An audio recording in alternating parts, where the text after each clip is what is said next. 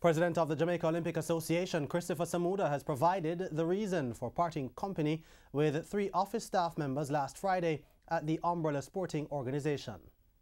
Reacting to a report by TVJ Sports on Monday that the JOA had parted company with Games Coordinator Grace Collymore, accountant Oswald Chinku, and trainee-turned-employee Amika Livingston, JOA boss Christopher Samuda had this response. What I wanted to make clear that the termination was not in the context of firing.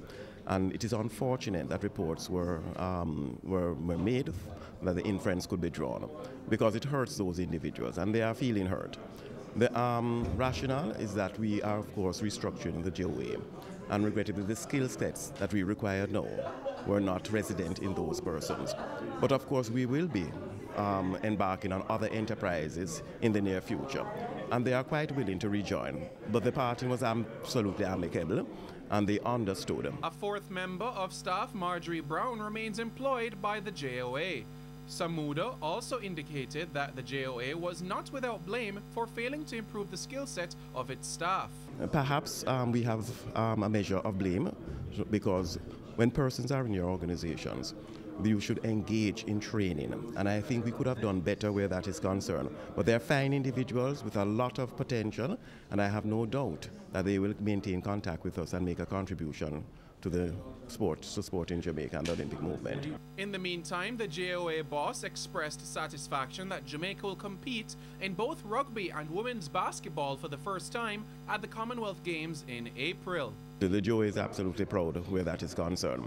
And we are not only proud on the basis that it is the first time that we'll be entering, but if you look at the energy, you look at the inputs that went into success, you will recognize that we are very serious in terms of our constituent members ensuring that they not only give the athletes the opportunity on the international stage, but they create the value and they create the character in the athlete that will enable them to do so. CEO of the JOA, Ryan Foster, who says it will cost over 1.2 billion Jamaican dollars to fund all sporting associations, reaffirmed his support of the development of sports on the island.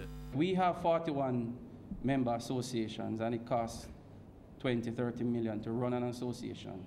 You're talking about $1.2 billion to effectively develop, participate in games, and life after games. Now that's 1.2 billion, that's a big business. Reporting for TVJ Sports, I'm Simon Preston.